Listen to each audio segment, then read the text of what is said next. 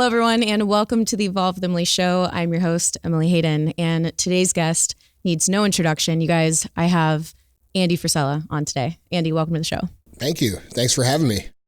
I am going to start with some gratitude for the show. I actually can't even put into words how thankful I am that you're doing this. Truthfully, like, you've been such a positive change agent in my life over the last 7, almost 8 years in such a way that I can't even really express to you. Not to mention, for the last 110 episodes, my audience will not shut up in tagging me and saying, please get Andy on the show. So truthfully, from the bottom of my heart, truthfully, thank you. And from the audience, like, thank you so much for your time today. You're welcome. I'm excited to do it. I want to know, what are 3 things that you're grateful for today? Man, you know what? It's pretty simple. You know, I'm an easy dude. I wake up in the morning, I get to see my dogs. That makes me happy. I'm thankful for that. I'm thankful that I get to come here and be around people who are not losing their, can I curse? Oh, absolutely. Yeah. Not losing their fucking minds. Okay. And then, you know, I'm just grateful for, you know, just being able to have the opportunity to get better and improve and keep my mind right when there's so much chaos going on in the world. Because I feel like, you know, if you're able to focus and you're able to move forward when everybody else seems to be standing still or moving backwards, you know, there's really not much more you can do. So I'm thankful to have that opportunity, you know? Yeah. And so you talk a lot about this happiness equation, right? And I think a lot of people, they attach happiness to achievement. And I think there is some level of happiness when you achieve something. It feels really good when you've achieved what you worked so hard for. But you having achieved so many things that these people are looking up to and saying, man, when I get that, I'll be so happy. You having achieved all of that, what can you speak on when it comes to happiness and the achievement of things or success or whatever? And how do you learn to cultivate that happiness for your own life in the way of, like, on the way of getting to those things? Well, first of all, I think it's different for everybody. I think everybody out there is going to find happiness in a different way. And I think there's, you know, we're plagued in society right now with a lot of quote unquote experts that seem to think that they have the answer for everyone. I don't believe that's the case. I believe that discovering happiness is really kind of the point of existing almost, figuring out how to make yourself happy. And, you know, I was that person, you know, when I was younger who was, you know, once I get to here, I'll be happy. Or once I have this, I'll be happy. Or once I'm in this shape, I'll be happy. And none of those things ever really made me happy at all. And I think a lot of people, we see a lot of successful people self-destruct. And I believe the reason we see that is because they haven't figured out that it's not about this or that or this thing. It's not this achievement or this material thing. Now, dude, I love those things. So I'm not saying they don't serve a great purpose, but I believe they are not the end all be all to happiness. And I think, you know, it's hard to figure out what is going to make you happy until you've actually accomplished the things that you think are going to make you happy and then realize that those aren't the things that make you happy. And for me, you know, I've found out because I have accomplished most of, and I say this in just a matter of fact way, I'm not trying to brag, but I've accomplished most of the things I've set out to do. And I'm not old. So what's that leave, right? And so then I have to consider, like, okay, well, is this just a game of accumulating more business or more toys or what the fuck are we supposed to do here? And what I figured out over the last 2 years, especially, is that happiness really has nothing to do with the end result. It has to do with understanding and appreciating certain aspects of reality. You know, having gratitude for what you have, having purpose, a bigger purpose, and then also being in control, having discipline, knowing that when I decide to do something, there's no more doubt in my mind if I'm going to get there. For example, a lot of you guys listening right now are you know, in fitness, right? We all think that once we have that perfect body, we're going to be happy. And yeah, it's cool for a minute. But then what? And so what I've tried to, figure out over the course of time is how to eliminate that, that anxiety that you feel kind of like when you set out, like, let's just say you're trying to lose weight, right? Yeah. Or you're trying to get in shape. Now you're very disciplined in that regard, but I always haven't been. I owned First Phorm, and a lot of people don't even know this, but like, dude, I was 350 pounds, like fat, not like there's no acceptable 350, for somebody my size. Right. So like, for me, eliminating that anxiety of that decision-making process where I was like, you know what, I'm going to enjoy this beer today and I'm going to eat this food today. Tomorrow I'm going to start. But then I knew in my heart that it wasn't actually going to happen. That destroyed my confidence and destroyed my, you feel helpless. You feel like you are, at the mercy of the waves of momentum that we all naturally have and don't have, right? And if you're always at the mercy of the natural momentum or the motivation that you might be able to accumulate or come in contact with, you're never really in control. And go ahead. Yeah. So sorry, question that came up. How did you get past the waves and how did you find steadiness in your path? Well, really what I realized is that if I didn't fix it, I was never going to be happy, because you can't be happy if you constantly feel out of control. Yeah. So at least for me, that's my personality. I'm a type A. Yeah. You are as well. So for me, I have to have some sort of level of control of myself for me to feel confident on a daily basis. And that brings a calm to me that I wouldn't, I didn't have otherwise. Right. So now you can find peace, and now you can find things like happiness, right? When you're filled with anxiety and you're filled with stress and you're filled with not knowing and not believing in yourself, you don't have any room left for happiness. Yeah. So when I met you back in 2000, I think the first time we actually met was like 2014, possibly. That's kind of around the same time when you decided to go on this journey of weight loss and this journey of pursuing the best version of yourself. I remember when you put out that video showing where you were completely at, like just completely bare bones, so vulnerable. And it's crazy because back then you said what you were going to do. And on day one, I believed you. And I think there's a reason for that. Like I never questioned you, not once. It wasn't like some guy that's out of shape saying he's going to get in shape and you're like, oh, let's see if he does it. Right. You said it and I knew you were going to do it. And I knew that it was that was your process of starting to become this version of yourself. Well, thank you. Because I'll be real, dude. I didn't know if I was going to be able to do it. Yeah, man. Like, that part of me putting out that video was putting all the pressure. See, dude, I perform under pressure. Yeah. You know what I'm saying? So for me, if I can put the most pressure on myself as possible, that's when I'm going to perform my best. Yeah, me too. So, yeah. And so my point for saying that was I believed you without having seen you do it already. And I think that there's a reason for that. And I think that it's because your actions in every other area of your life showed that your actions always match your word. And so I'm wondering, how can people cultivate a belief in themselves so convicting that other people believe it without even seeing proof? Well, that's powerful. Like you have that. Well, I mean, I don't know that everybody can do that, to be completely honest. Like you're going to have to take some steps when nobody believes in you. 100%. You know what I'm saying? Yeah. Like we met when I was already financially very successful. Yeah. So, yeah. So let's go back to when no one believed in you then. Yeah, let's go back to you sleeping in the back of the supplement store and. Yeah. That's where I always talk about the work has to come before the belief, right? So nobody's going to believe in you no matter what your goal, whether your goal is to lose weight or build a business or build a podcast or whatever it is. First of all, it doesn't matter if anybody believes in you. That's the biggest thing that you have to understand. But we have this entitlement in society where we do this thing, right? Nobody believes in me. Oh, fuck them. Well, what the fuck reason have you given them to believe in you? Yeah. The reason you believed in me is because I gave you 8 other reasons why. And actions. Yes. Yeah. So that, when we're starting out and we're young and we've kind of been floating through life and we say, all right, it's time to get my shit together. Everybody's going to look at you and think you're full of shit. Yeah. That's just reality. So understand, and you want to go back, like, fuck, I started our company with Chris, my business partner, who's in the next room, with 12 grand.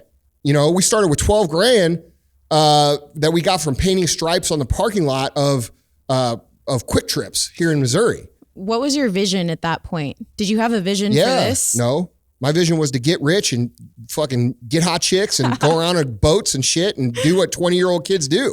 So I want to talk about the evolution of your vision then, right? So your vision starts as that you guys fund your business by painting stripes. Mm-hmm. You start, the supplement store. When did you decide to branch off and create your own supplement brand, and what spawned you wanting to do that? Well, the first 10 years that we owned the stores, it was 1999 we started. And our first store is we still own it. It's still one of our best stores. Where is it? It's in Springfield, Missouri. I need to go visit it. That'd be so cool. It's right on, it's 1709 South Campbell. I still know the phone number.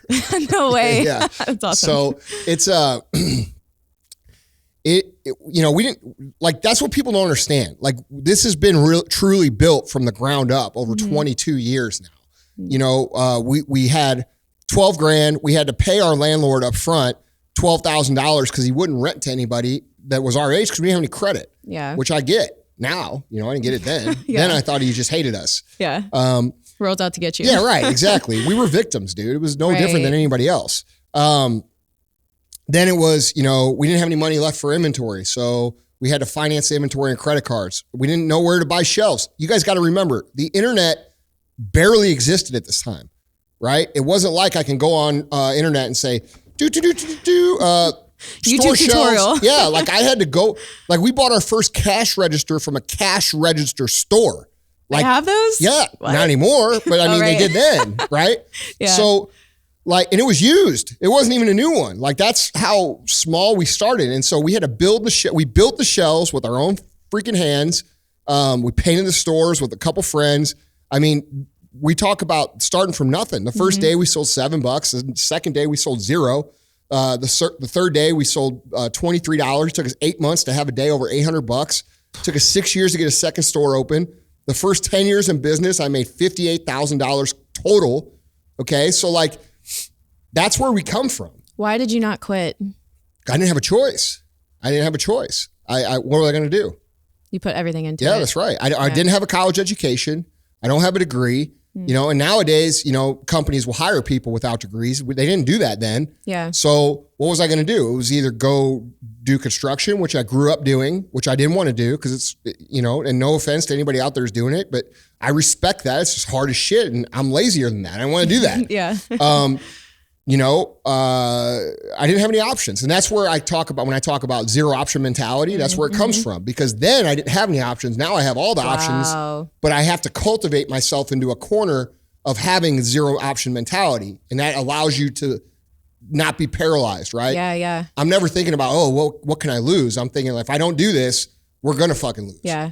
So, but yeah, man, it's just a long process. And where First Phorm came from was, we saw all these companies, having the retail company gave us a unique perspective of being the customer of all these companies. So we saw how they did business, and we didn't do much business. So it was just me and Chris in the store, and we had a couple employees that would fill in sometimes, but mainly it was just me and him. And so we talked for a long time, and the talk would always go the same. It would be like, hey man, one day, we're going to be these guys and we're going to do this and this and this. And one of the things that really, it was kind of bullshit, right? Like it was almost like we were just dreaming. Right. But I think we spoke it into existence, because what actually happened was we did exactly what we said we were going to do back then. And, a lot of the things that make First Phorm were cultivated in conversations that happened in 2003, 2002. We just didn't have the resources to start that company. And then once we got into 2008, 2009, while we weren't making any money, we had developed a profitable business. And so we started rolling that business into First Phorm to create the brand. And that's where it came from. Wow. Yeah. That's insane. I think, a lot of people, they'd see social media these days and they have the 6-month business plan to go from 0 to, 10K months to 20K months instantly. And they forget that real brands and businesses and the tangible ones that are in real life actually take a lot of time. Yeah. I mean, we're definitely in a different era than I was in, I'm definitely not going to be one of these guys that say it's not possible to do in 3 or 4 years. Right. It is possible. Right. Because you guys have so much more technology and so many more tools available to do so. But you got to remember, like back then, dude, there was no fucking social media. There was no, like, there wasn't Facebook ads. There wasn't Google. There was none of this shit. Yeah. Like I was going door to door, knocking on doors, being like, hey, I'm Andy from Supplement Superstores. If you ever need to lose weight, come see me. You know, like it was. I bet there's people still telling those stories. Like, you know that guy, Real AF from Real AF? Yeah. He used to come knock on my door. Yeah. Well, dude, it's the same, you know, and I still would if we had to. Yeah. You know, that's what I would do. But yeah, man, I learned a lot. Yeah. So, okay. One of the things that really drew me to you guys, especially, was I remember one video that you made where you were straight up calling out the fitness industry. Yeah. And you were saying it's full of fakes. It's full of like, who has the prettiest face, who has the nicest body. And you're like, we're not about that. We'll never be about that. And you just so strongly spoke out against the corruption and just the negative side of the industry overall. Yeah. Were you ever at once worried that speaking your true mind and speaking this way would hurt your business? There's some people that ask, like, you speaking your mind, were you ever once worried that it would hurt your business? No, not at all. Yeah. Yeah. And like, look, dude, people always are concerned about that. And what ends up happening is they ride the fence about what they truly stand for. And when you ride the fence about what you truly stand for, you become irrelevant. You become wish-wash. And the goal of business is to be out of the wish-wash. Stand for something. I can respect anybody that stands for something, whether it disagrees with my views or aligns with my views. You know, I'm not one of these people that, you know, I only respect you if you agree with me. Like I'm cool with you have different views. Yeah. And you know, honestly, the world's a better place when we can all do that because that's how problems are solved. But now we've entered this situation where it's either my way or cancel you or this or that. And the truth is that if you speak your mind about what you think and you're respectful, what's going to happen is you're going to have some people that are going to say, hey, you know, you're a fucking piece of shit, which I get, you know, literally every day. Yeah. But the other fact is they were never our customers anyway, and they never were going to be.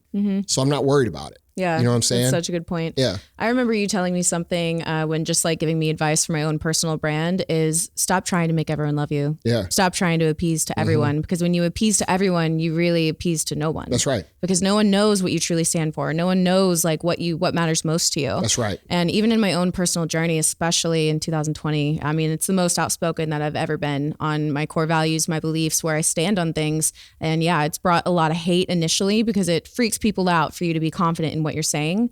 But I've also got the people that are like, man, I had no idea this was important to you. I stand by you 1,000%. I support you. I will support anything that you do. You know, like it really, really separates. It solidifies your base. Yeah. So what I always tell when we're coaching inside Arte is, look, dude, this is just like politics. Business is exactly the same. All right. Very few businesses are able to capture a market share of all kinds of people. There's going to be people that don't like you just because they don't like looking at your face. Totally. Right. Yeah. Or they don't like for me, they don't like my tone of voice. Yeah. Things like that. Yeah. They love my face. yeah, for sure.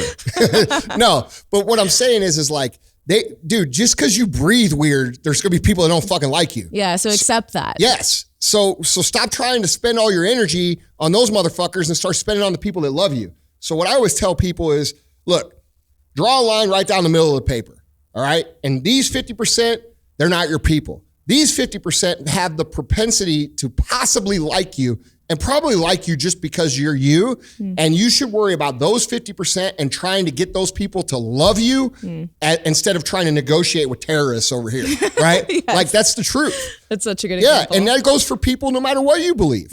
Because right now, now I think this is going to change soon, but the culture in the world is very polarized. And I think we're going to see over the next few years, we're going to see people come together and get reasonable again. And I'm excited for that because I'm sick of the bullshit. Yeah. But the truth is, you know, you're not going to get everybody. And that's okay. Yeah. You know, and right now, you know, people try to hold you hostage, right? For your business. Oh, fuck you. You're cool, dude. Like, you know what I'm saying? Yeah, like 100%. Dude, let's mind our own business and do our own thing and be who we are. I respect anybody that stands on their spot I can respect that. Yeah, I do too. It's the same thing like when you go hang out with somebody and they're just weird as hell. But you're like, that's dope. I respect that because that's the fullest version of you. Exactly. Yeah. Okay. So something throughout 2020 that has really helped you that you've been really vocal about is 75 Hard. Yeah. So what spawned you to create 75 Hard and what did that first 75 Hard session do for you in your life? Yeah. Well, so what I realized, first of all, this is something people don't realize this. I've been on a mental toughness journey my whole life. Okay. I was bullied growing up. I was picked on. I was made fun of. I didn't have anybody stick up for me. I was fat, right? I was always the fat kid. Dude, people don't believe that. But if I showed you pictures of what I look like at 18 years old. I've seen. Is it true or not true? Sorry, should I not laugh? No, is it true or not true? It is 100% true. So I understand this dynamic I've tried to understand this dynamic over my whole life of how to become mentally tougher because I realized nobody's going to fucking stick up for me. I'm going to have to figure it out on my own. And when I went to, to search for like how to become mentally tough, there wasn't fucking any information at all. It was like you were either born with it or you're fucked. And I refused to accept that. And dude, I'll be real.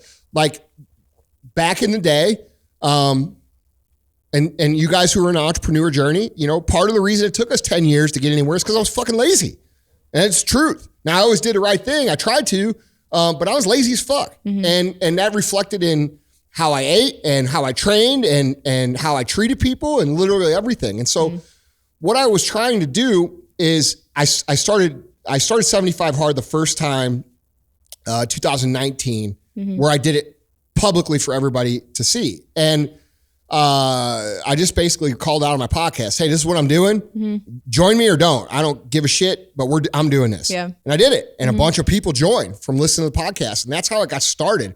But what those things are, the components that make up 75 Hard, were all pulled from all the little things that I had done, or, maybe I did 2 or 3 of them.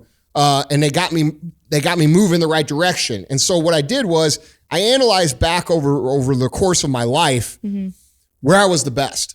Because I, like everybody else, dude, I had ups, where I got in great shape, and I had downs where I was off. Yeah. I had ups where I was kicking ass at work, and I had downs. I had ups where I was doing good in relationships. I had downs. So I started to dissect all the things. And at this point in time, when I'm putting this together, dude, I'm pretty certain, because at this time, it's not like I'm making this shit up. Like I'm very successful financially. I've been successful in a lot of things. And I've met a lot of successful people, billionaires, millionaires, thousands of them at this point in my life. And I'm painting this platform because I don't want people to think 75 Hard is some shit I made up when I was fucking, back in the day. Right. These are things that I've pulled from, people who are ultra disciplined, Navy SEALs, ultra marathoners, bodybuilders, financially successful people, entrepreneurs, and basically pulled all these little things that I experienced where I was doing good, and then also things that I noticed that these other people also did, and I just put them into this program, and I made the program so that you can follow any diet, you can work with any trainer, this is an open format, like basically like open code program, right? Which people still don't fucking understand because everybody argues about it. Like you fucking trainers out there listening to this, if you read the fucking program, you'd realize that I don't tell you how to work out or eat right. So your clients can do it too. So anyway. So 75 Hard has turned into this massive movement, right? This just absolutely amazing thing. And I've seen some of the posts and the stories that you share, for all the people that are going through 75 Hard themselves, using the hashtag 75 Hard, you reposted a lot of them, and I get inspired just from reading their journeys. Yeah. What has been the most fulfilling part of 75 Hard now that it's turned into this? Dude, the stories, like what you're saying, people messaging me like, dude, I have a girl, who's like, dude, I get stories. I had a girl message me last night whose brother died during this whole COVID thing. Damn. And, she's like, look, I just want to thank you because this has gotten me through this year and this. And I actually finished it. And several months ago, she's like, I started to feel like I was going back in the dark hole. And, I'm starting it again. I'm already on day 7. I feel great. Like, dude, just seeing people learn how to react when things are going poorly for them. You get what I'm saying? 100%. Instead of like you going all the way down the drain. Yes. It gives you, it gives you tools to handle. It gives you an awareness that you know what, it's like break glass in case of emergency. Yes, you know what 100%. It's like shit's on fire and you're like, let me grab that. Yeah, which is weird because like, doing the things that 75 Hard calls for are the very last things that you want to do when you're feeling like you're going down the fucking drain. But guys, I'm telling you right now, and this is the truth. A lot of us are having hard times this year, okay? If you're having a hard time, and this is what I've been telling everybody all year, you have to control what you can control. And sometimes all you can control is what you put in your mouth and how you move your body. And it all builds off of that, right? I kind of answered this question that someone asked that I wanted to make sure I asked you because I think a lot of people can relate to it. They said, what would be your advice to somebody who lost everything this year, like jobs, savings? They're struggling to just take any step at all. The depression is like completely got them. Yeah. What advice do you give to them? Move. Start walking. Start drinking water. Start trying to eat better. Don't try. Do it. And I guess that's the thing too. Like this shouldn't. A lot of people are like, oh, 75 hard. It's so extreme. It's 75 days with no cheat meals. No, the biggest lie told in fitness ever is that you need a fucking cheat day every 7 fucking days. Yeah. That's a fucking lie. And dude, what happens is these people get in this mentality where they're eating good they're counting down the days until the reward, right? Yeah. And all you're doing is enforcing the mentality that has kept you where you are anyway. So what we have to do is break that. And we have to break that by making sure, no matter what, that these certain non-negotiables are followed. And when you do that, every single day you do that, your confidence increases just a little bit. Right? Especially when it's hard, right? Like today, you asked me how, like I worked out today, right before I came up here. And what'd you ask me? I was like, hey, how was your workout? What'd I say?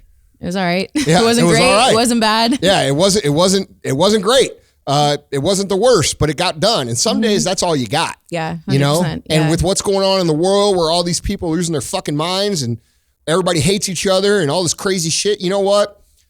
If I get through it and it gets done, I'm happy with that. And 100%. So should you. And one thing that it also does is I think it raises your awareness to the different voices that are inside your head. Absolutely. Because you may not even realize how much of a bitch voice you have inside until you start trying to do these things. And then you hear all the excuses going on in your brain. Even last night, I'm in the hotel. I'm in my off season, right? I can order whatever I want on the menu. And I'm sitting there and I'm choosing. And I'm like, can't decide between all these things. I should go a little healthy, but I could also treat myself a little bit. Yeah. There's no reason not to. And I'm like, shut up right now. Like I literally had to tell my mind to shut up. Like, what do I need? I'm an athlete. I need food. I need fuel to feed me and fuel me for my sessions. And it sounds stupid, but like there should have been no decision-making process in that. Well, the fact that there was a decision-making process and that you're conscious of it shows where you're at mentally. Because look, dude, when there is certain people that are just machines, right? Like they just going to do the right thing no matter what. Yeah. Okay. I don't know any of them, but they exist. Okay. There's just people that are going to fucking do it. I'm not one of those people. I'm what you just said. Okay. So like for me, literally almost every fucking day when I go home from work, I'm like, fuck dude, I want some sushi. I want some pizza. Yeah. Every day. But what happens is every conversation that I win with myself, and that's what the book's about. The book is not about fitness. It's about winning it's called 75 Hard book is called the Tactical Guide to Winning the War with Yourself. Okay. And what you're talking about is the whole concept of the program. It's about learning how to be aware of yourself, sabotaging yourself, and then winning that conversation so that you can build the traits, the character traits and skills of confidence, self-esteem, self-worth, grit, fortitude, all of the things that encompass what we think of when we think of mentally tough individuals, right? They're skills, they're not traits. And that's a big thing to take away from what we're talking about right here. Because so many of you out there, I know this because I've been around people and I'm a person too. Yeah. Like we think that so-and-so has this incredible ability to like we look at somebody like The Rock and we're like, dude, and that's somebody I look up to, right? Right. Okay. And by the way, he has different political beliefs than me. I still look up to him. Yeah, all right. yeah, Let's be fucking reasonable humans. All right. We look at somebody like that and we're like, dude, that guy's just got it. Look at him, dude. He's traveling all over the world. And dude, he looks like he does have it. Right. But he didn't always have it. Go back and look at him 20 years ago. He's a pudgy dude. Yeah, he was. Right. So now he's figured it out for himself. And every day that we're able to squash that little conversation that's happening, dude, that's a fucking big win. It's a huge win. That is a bigger win, in my opinion, than any material goal that you could accomplish, any car you could own, any amount of money. Learning how to win that conversation on demand, dude, once you figure that out, you cannot be stopped. Yeah, exactly. The reason why it's so important is because being able to win that conversation is what's going to get you to that goal. That's right. There was even time when I was training with my trainer and my sessions are super miserable. He's one of the best bodybuilding trainers in Venice, California. But I really caught myself and I found that I was complaining and even just in my head, he had no idea, but in my head I'm saying, fuck, just all these little things. Yeah. And I was like, am I bringing negative energy into this situation? Am I helping myself? Is this making me better? And so I decided at one session, I was like, dude, don't ever let me complain. Don't let me say fuck at the end of this session. Yeah. Like, I mean, I'm talking every set. I was like, kind of like, oh, that was so hard. Like, and so I made an agreement with myself, no more of that. And I had to be silent and I had to be focused and I had to be calm. And what I've learned is if you can calm yourself in some of the most uncomfortable, chaotic situations, you really can get through anything with a strong mind and a calm mind that is centered and focused on what you actually want. That's it. Yeah. It's real power. Like real power. Yeah. And exactly. Dude, it's okay to complain, dude, as long as you end up winning that war. You know what I'm saying? Yeah. There's definitely days where you're like, all right, complain, let it out. Bro, I come in here every day and I'm like, fuck this shit. Yeah. That's what people don't get. Sometimes you need to say that though. Like, dude, people see me they send me DMs and they're like, oh, dude, you're the most motivating, driven dude. I'm like, bro, if you only knew. Every day I come in here, I'm like, fuck this shit. Fuck this place. I'm gonna go home and smoke some fucking weed. Like that's fucking every day. But you know what I do? I don't do none of that shit. I do what I gotta do. Exactly. And anytime I get too caught up in my head, I snap my fingers. It's like my way to bring myself to reality. I snap and I go into action. Because if I can make those conversations as short as possible and just step into action instead, I've never once regretted stepping into action. No, never. And you've always looked back afterward. Dude, there's never one time when we have this like, these weak, I guess like weak moments that you overcome. Dude, think about it, guys. Like you're sitting on the couch, right? And you know you're not supposed to order a fucking pizza. And you're like, no, I'm doing this. I'm on a program. I'm supposed to eat this, but I'm gonna order pizza anyway. What happens the minute you order the pizza? Now for the next 20 minutes or 30 minutes before it comes, should have I ordered that? Yes. You're like, dude, I don't know. Maybe I'll just throw it in the trash when it comes. Maybe I'll just get rid. And then of course you don't do none of that shit. Not me. I'm committed. Yeah. And then you get it and you eat the fucking thing. And then you sit around for the next 6 hours talking about what big piece of shit you are. Totally. And dude, that's not good for our brains. I've started to try to think through the process, right? I try to think at the end, am I going to be proud of myself and happy with myself afterwards or not? I've never once regretted pushing through a hard moment. That's a huge thing, what you just said. What? About being proud at the end. Yeah. Having the foresight to see that. Yeah. Well, even for example, I remember a time when I was involved with a group of friends and they were drinking a lot and they would drink on the weekends. And I never, I mean, at one point maybe. Yeah. But like I enjoy having a good time, but I would always have to ask myself, am I going to be proud or happy about this tomorrow? How am I going to feel tomorrow? It was us. I remember you fucking yelled at me when we went to Vegas one time because you said, I? Yeah, dude. You said, all we ever do when we go to Vegas is get drunk. I want to do fitness stuff. And then you rented that house. Wait, what house? Yeah. Or you were going to rent the house. Yeah, it was us. We're the guilty party. You were one of the guilty parties, for sure. Yes. But my point for saying that is like in certain situations where maybe willpower was hard, I would have to really ask myself, do the thing that is going to make you most proud. And I've never once regretted like going and getting the workout in at midnight, or like I've literally landed in St. Louis after the most horrible day of travel when gyms were closed. I had to work out outside at 1 a.m. in the morning just to get my workout in. And I did it because I was like, this is the last thing I want to do on earth right now. I'm so pissed. I'm so uncomfortable.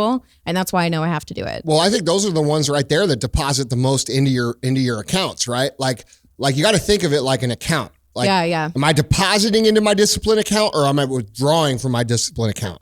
And those ones where you really got to battle to get it done, those are the ones that you feel the best afterwards. Yeah, yeah. You know? Those are the ones I tell myself, I'm like, all right, suit up. Yes. Like as soon as I recognize like this is the worst one, this is the one I really don't want to do. Yeah. I'm like, suit up, let's go. Yep. You know, because anyone can do it. Like when you're feeling good, you're feeling strong. Of course you can hit a PR. Yeah. Like, I mean, that's okay to be proud, but like I'm most proud of myself when I'm the weakest, when I'm feeling like I can't do it, when I have every excuse not to, when other people around me would tell me it's okay if you sit down, it's okay if you skip it, it's okay if you pull out of your show. I'm like, fuck no. Yeah. I'm not doing this for you. I'm not doing Yeah. it for anyone else. I'm doing it for myself. Yeah. And that's how I've cultivated strength in my own life. Yeah. And I feel like if people could cultivate more of that in their own lives and just choosing that harder option, I always say you have like the red light, green light, and you got to choose which one am I pressing.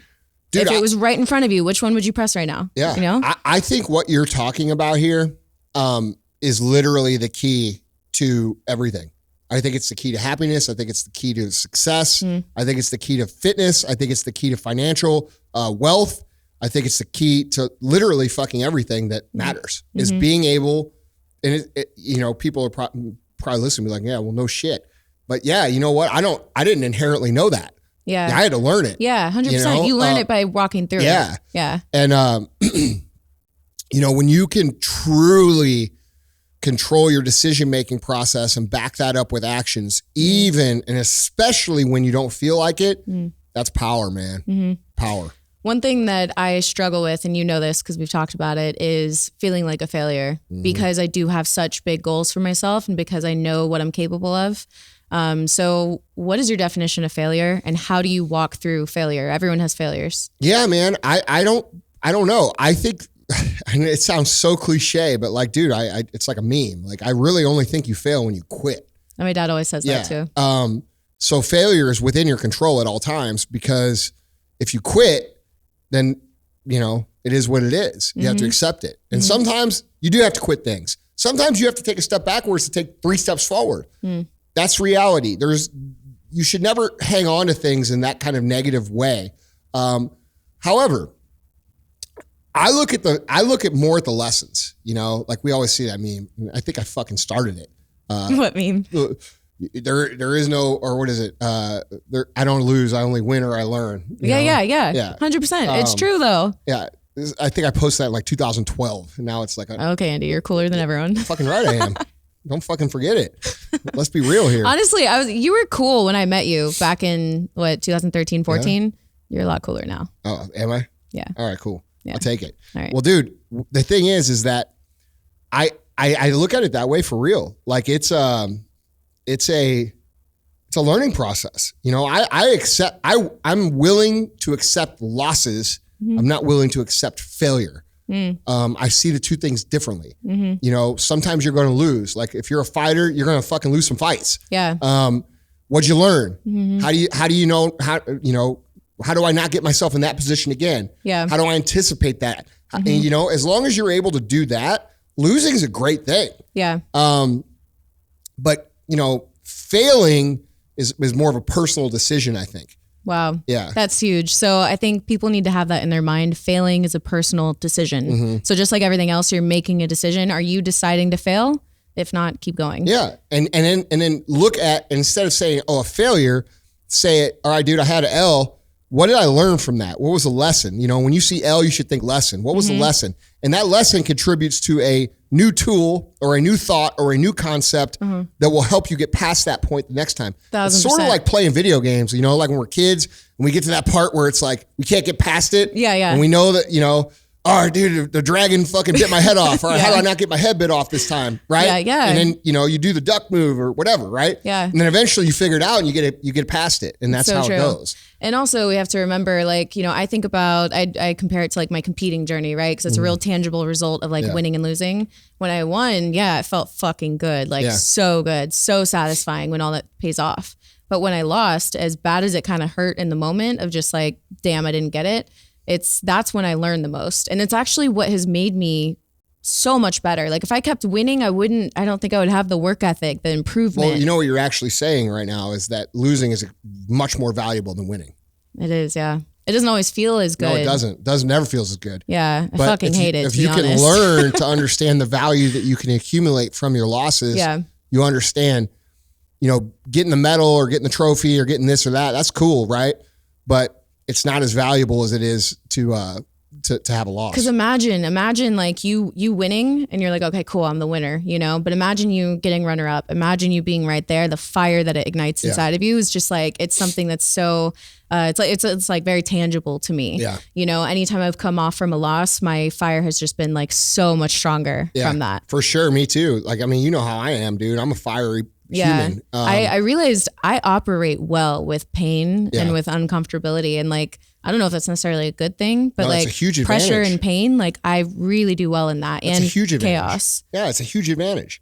Most people can't deal in those scenarios, you know? And so when you are out there, and I'm talking to you guys listening, when you guys are out there and you're feeling frustrated and angry and you're feeling hurt and you're like, fuck, dude, this is just not fair, whatever you're telling yourself, realize that, you know, this is an opportunity to take inventory of a new skill or a new tool, right? Mm-hmm, okay. Mm-hmm. How would I have avoided this scenario? How could I have not taken this loss?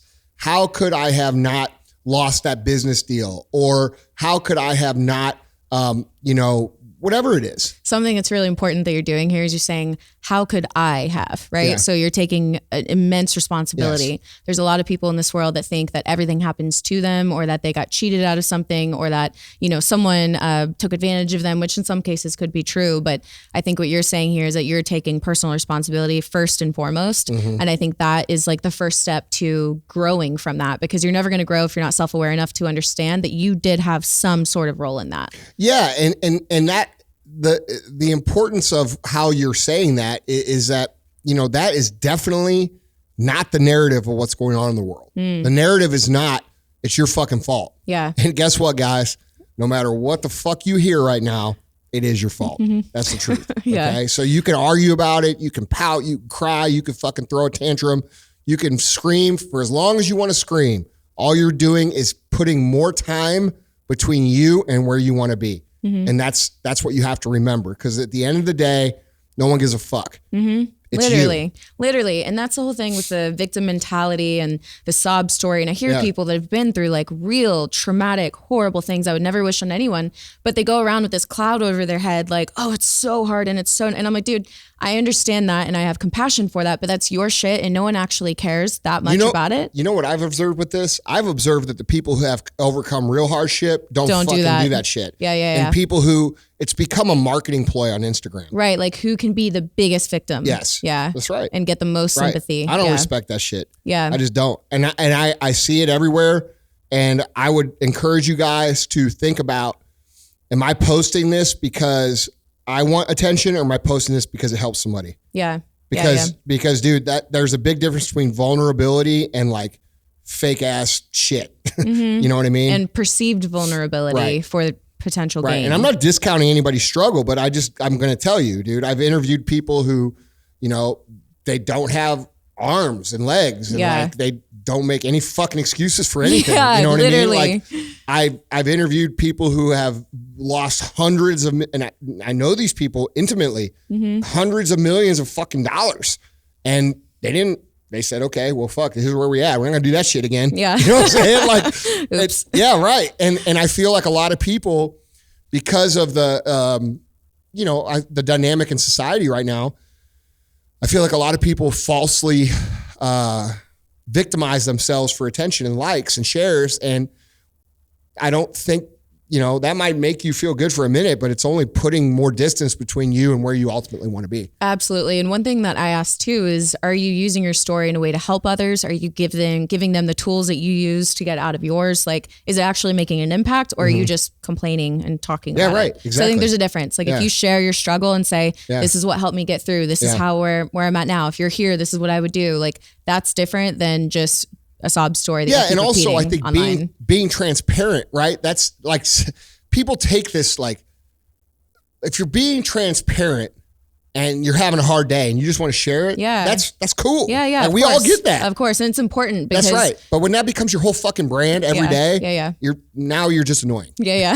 Now let's be real. Shut the fuck up and get to work. Right. Because your life seems sucky. Yeah, exactly. So, all right. Speaking of struggle, you your personal heart is very genuine and you're very generous. And so your brands also follow that. And being a part of First Phorm, I know that firsthand by the certain, charities and organizations and things that we've been a part of and have helped. You guys you do so much of that. Is there one in particular, maybe it was a moment or maybe it was a charity or a person or something where you guys were able to give back or be generous to that really stands out in your mind? That was just like a really cool, special moment for you. Actually, all of them, every time we're able to give back and support people, I take much more pride in that than I do accomplishing literally anything. When I was broke, and I was real broke, guys, like real broke. I had to move back in with my dad at 27 years old. You know what I'm saying? 8 years into my business. For a long time, I think this is normal human behavior, right? Like I didn't have shit, so I wanted some shit. Then once I got some shit, I started realizing it wasn't all that. And so when we talk about, the happiness equation, of purpose, right? One of the biggest purposes that Sal and I and Chris and Jason, the guys here at First Phorm and S2, and really all the companies that we're involved with, I'm not going to go through them all, but they're all cut from that cloth where it's a service, I guess, mentality. You know what I mean? Yeah. And we all really enjoy giving back. And I when I was broke, dude, I used to pray and say, hey, God, if you help me out, dude, I'll do some good stuff with it. And I said that every day, like for years and years and years and years. And so, we do give a lot of money away and we do a lot of good things and I'm very proud of those things. But, part of the reason that I do that is because I just don't see a lot of other people stepping up. And I also made a promise to God that I would do that. So I try to fulfill that. I'm very serious about keeping my word, as you know. Yeah. And I try to fulfill that. And we're surrounded by great employees and customers and a community and all of those companies who all rally behind these causes when nobody else is stepping up. And I don't know, to me, that's, I get 1,000,000 times more from that than I do anything with business or, success or anything like that. So for me, it's just become, and actually it's funny you asked me about that because yesterday I was actually thinking, because First Phorm is going to continue to go. I will not always be the CEO, right? I know that when my time and that role is complete, I know that I'm going to dedicate my life completely to, philanthropy 100%, right? Wow. Because I get so much out of it. But in terms of like one instance or two instances, I mean, 30 for the Kids is a big thing that we all take a lot of pride in. We do a lot of local things in St. Louis here. For all different causes, but there's not one thing where I can. And I think I can speak on this just knowing you and your brands. It's just such a core element of who you are and what you guys do that it's like a natural, normal part. It's not like, oh, we have this one great moment. No, it's kind of like it's just integrated into everything that you do. Yeah, which is really dope. And it's cool because even for myself, when I see you guys do having those bigger moments, whether it's, paying for Bella's surgery, which I thought was the most incredible thing ever, or, giving to the charity here local that helps sex victims, and things like that. Sex trafficking victims. Yeah. I feel just such a huge part of that as well, which is awesome because, I was asked earlier, why do you love First Phorm? Why First Phorm? And it goes so much deeper than what people see on the surface level. One of the biggest things that drew me to you guys was your core values and who you were as people and as a business. And I saw it not only in, online and on the face, but in your hearts and in who you were and how you treated people. And that said everything to me. And so for me, what, First Phorm has really given me is not just a family, a really cool community, but like-minded individuals that if I called at any day, any time, I know for a fact, any one of these people would be there. Yeah. And any one of the athletes that anybody. Literally. And that's something that, you guys have cultivated this community that only other people could only hope for. You have to. Yeah, it sounds like bullshit, right? It does, but here's the thing: it goes back to what we talked about earlier.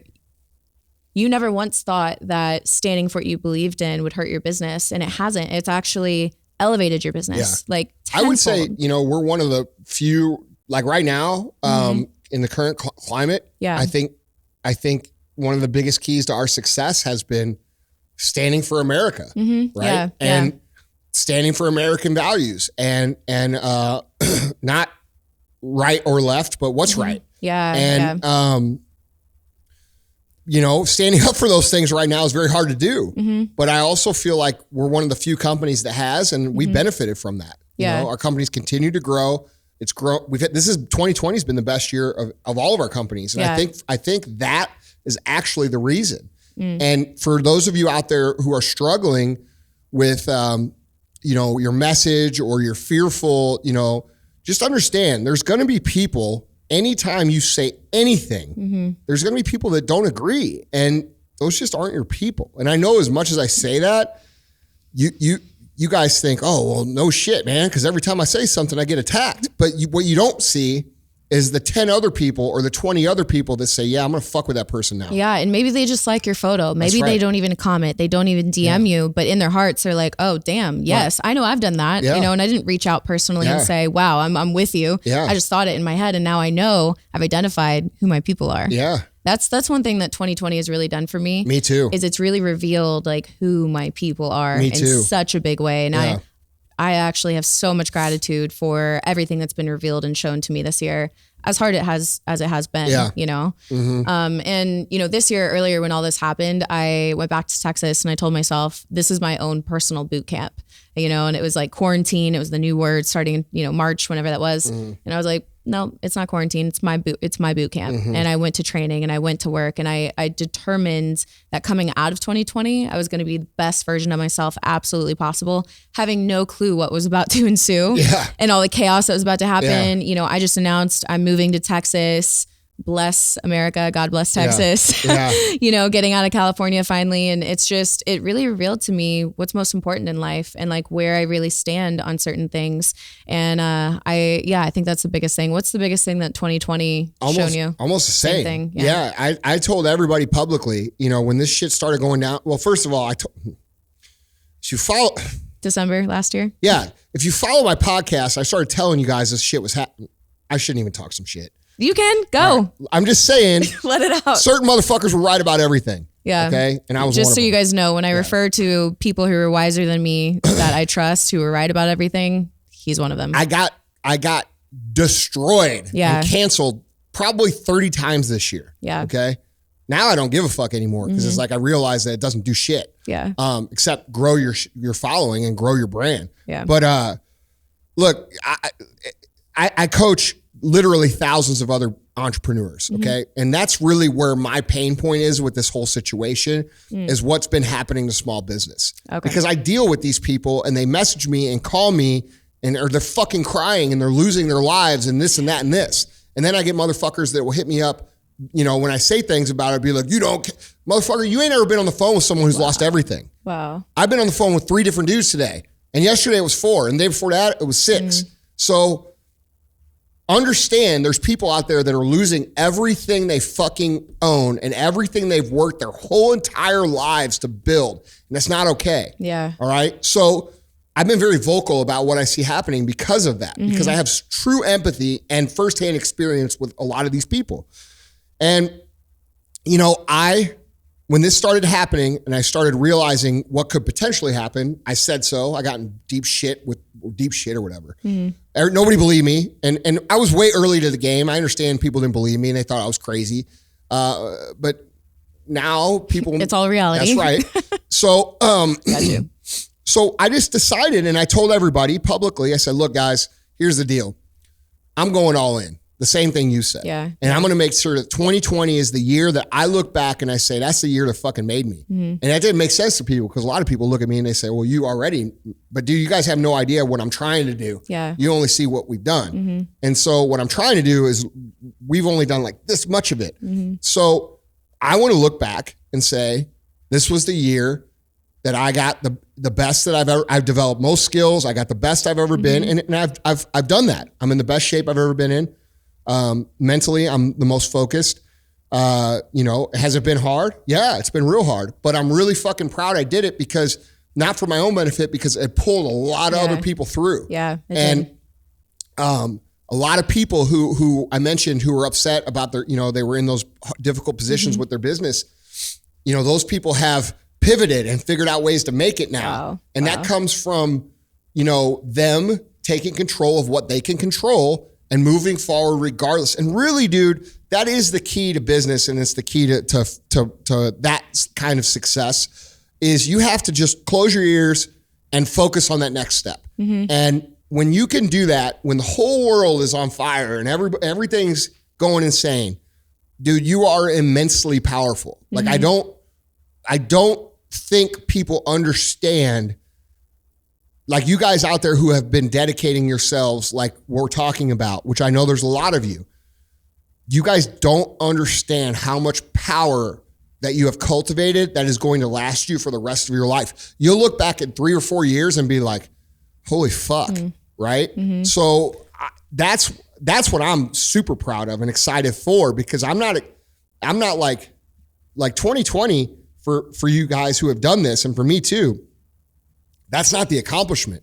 We've been gearing up for the accomplishment. Yeah. And the accomplishments are going to come in 21 and 22 and 23 from what we did this year. I always say, just like I said, it was my personal boot camp. I really feel like this year was just preparation. Yeah. You know what I mean? It was literally just prepare. Yeah. And it also makes a lot of sense why you and I were able to have this kind of year, because we have that same mentality of doing well under pressure and doing well when things are uncomfortable, and I agree. I think it's, people don't realize the power that they have, and the people who have been doing it like this and have been putting their best foot forward, they're impacting all the other people around them, and they need to keep going, not just for themselves, but for everyone else that they're attached to. That's what's kept me going. Yeah. Like, dude, you guys think I want to come in here every day and do my 75 hard and fucking eat that kind of food? No, I don't. I want to get drunk and eat some fucking pizza. Yeah. Right. So like I've been, and it's been good though, because I've leveraged that pressure onto myself, because I realize that, like, dude, if you fuck up, there's a lot of people who are going to fuck up and they might not ever recover. Yeah. You'll recover. They won't. And so like, it feels good.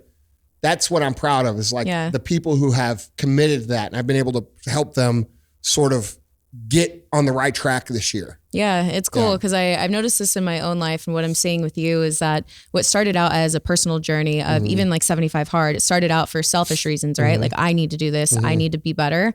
And it's turned into something that other people were able to follow. And now that they've followed and it's turned into this massive thing, now it's what started as a self-serving purpose is like a everyone else serving purpose, and then that's cool because then you get to like do what you do and do what makes you your best while being fulfilled. Yeah. And I think people don't realize they search for this fulfillment factor. They search for fulfillment in things and relationships and the perfect this and that. And what they don't realize is in order to ever even have a chance of getting there, you have to start becoming the best version of yourself right now today. And the other thing is people want to wait. They want to wait till after quarantine because it's only going to be 2 weeks, 14 days, right?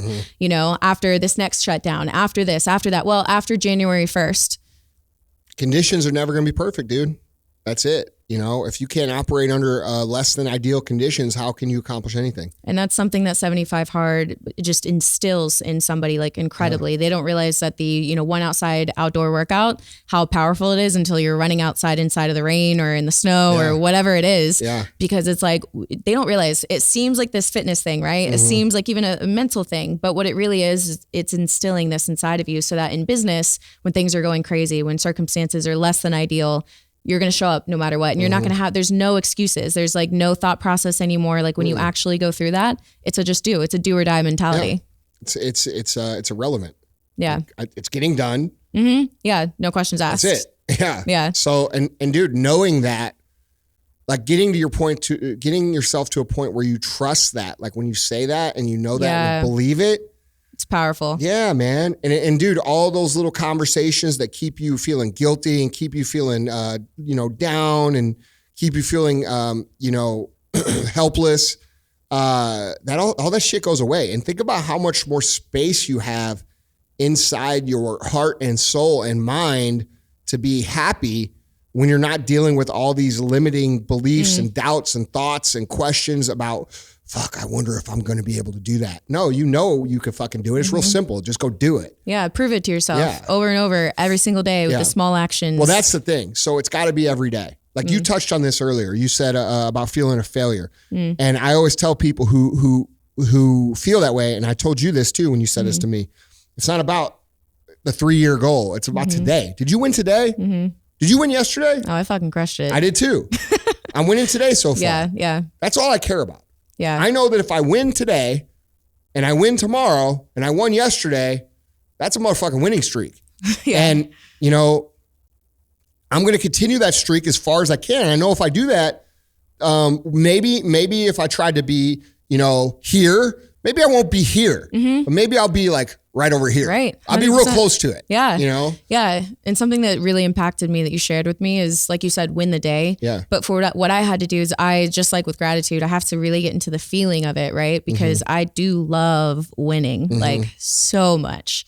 And so what I had to do is really narrow it down from those bigger goals that are 3 years away, that kind of thing, where I'm not going to taste it for 3 years. I can't let myself starve, you know, or be so thirsty for it. Then I got to create those winning feelings and moments and allow myself to experience that on a day-to-day basis. That's it. Yeah. That's the key, dude. Yeah. Cause I'm the opposite of that. I don't really give a fuck about winning. I just hate to lose. So that's what it is for me. Yeah. That's what I mean. I just mean, I fully agree with I that. will starve. I will cut my arms off. I will cut my fucking legs off. To not lose. Yes, that's right. Yeah. And I will go back to living in a store. Like all you motherfuckers out there listening to me think you're gonna beat me. Just be ready to go back to fucking dirt because that's where I'm willing to go. Yeah, that's right. the truth. Right. And you know, I know that sounds crazy, but dude, I fucking hate it. It's true. Someone asked me that. Do you love to win or do you hate to lose? And I couldn't answer it until I had another loss. And then I was like, I fucking hate losing. Yeah. I'm the guy you want to be friends with. I'm not the guy you want to try to beat. Yeah. Right, that's the truth. Right. Yeah. Because I'm willing to help everybody. Yeah. Yeah. Literally. You know that. I know that. Yeah. I've experienced that in my own life. How many other companies do I fucking selflessly help? A lot of them. Not just that. Just think about even just the people that are in here and the opportunity. What you do is you're like, here's a golden opportunity on a fucking platter. Go do the work. Yeah. Which is just absolutely amazing. So, okay, we're coming to the end here. One last question before we end the show. If this was your last interview and your last chance to give a message to everyone that's looking up to you and kind of like your last message to them, what would it be? Man.